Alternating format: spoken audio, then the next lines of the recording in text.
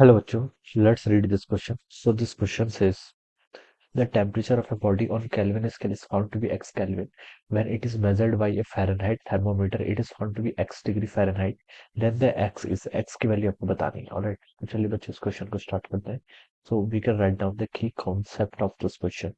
इस क्वेश्चन का की कॉन्सेप्ट आप स्केल्स ऑफ टेम्परेचर लिख सकते हैं. ठीक है, या फिर लिख सकते हैं different scales of measuring temperature. ठीक है, ये क्या हो जाएगा, इस क्वेश्चन का आपका की कॉन्सेप्ट हो जाएगा. ठीक है, देखिए बच्चों, हम कॉमनली फ़ारेनहाइट स्केल और सेल्सियस स्केल का क्या करते हैं, यूज करते हैं. ठीक है, सेल्सियस स्केल देखिए, सेल्सियस और फ़ारेनहाइट के बीच में रिलेशन क्या होता है, सी इज इक्वल टू होता है आपका 5/9 F-32. ठीक है, दिस इज रिलेशन, ये रिलेशन होता है, ये बहुत स्टैंडर्ड रिलेशन है. आपको क्या होना चाहिए, पता होना चाहिए. और निकालते कैसे, देखिए ये रिलेशन आता कहाँ से, इस पर भी हम बात कर सकते हैं.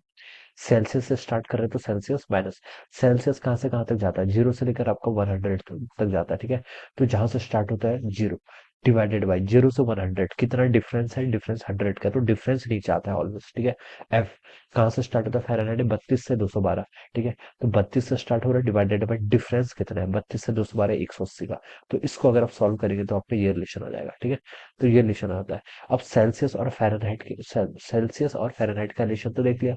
अब केल्विन और सेल्सियस का देख लेते हैं. ठीक है, अगर हमसे बोले कि 0 डिग्री सेल्सियस है, इसका मतलब क्या होता है, 273 केल्विन. ठीक है, तो टेम्परेचर को अगर आपको केल्विन में लिखना है तो वो आपके कर लीजिए टेम्परेचर सेल्सियस में आपको पता होना चाहिए.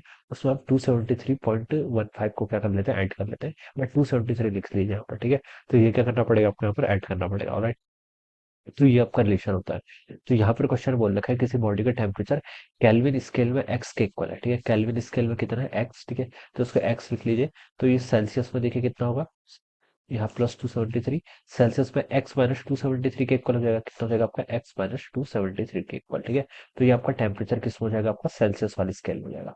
तो आप लिख लीजिए एक्स माइनस 273 के equal, it is equal to, यहाँ पर क्या वैल्यू है, मेजर टू एक्स करके वह, यार it is measured by Fahrenheit thermometer, it is found to be x degree Fahrenheit वाली एक्स लिख कर. ठीक है, तो 5/9 जहाँ पर एफ वहाँ पर क्या करिए, एक्स लिख कर, तो ये वैल्यू है. ठीक है, अब बस इसको आपकी जगह सॉल्व करना है. तो देखिए सॉल्व करेंगे तो यहाँ पर डायरेक्ट हो जाएगा माइनस 273 × 9 अगर हम करेंगे 373 जोड़ेंगे तो इससे 5 कितना है, 245 करके देखिए 5x माइनस 160 हो जाएगा. ठीक है, डायरेक्ट माइनस 5x करेंगे तो 4x के इक्वल हो जाएगा.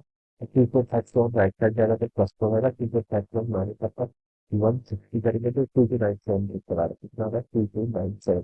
ठीक है, और इसको सॉल्व करेंगे तो एक्स की वैल्यू लिखा है 55 56 56 56 57 57 से ज्यादा है, 57 57 ठीक है, एक चार और बचेगा, यही क्वाड्रेटिक वाले 4 पाउंड दिखा रहा है, 35 74 25. ठीक है, इस से भी आंसर है इस क्वेश्चन का आंसर है. ठीक है, ये देखिए आपको डी ऑप्शन पे गिवन है, तो D option will be the right answer of this.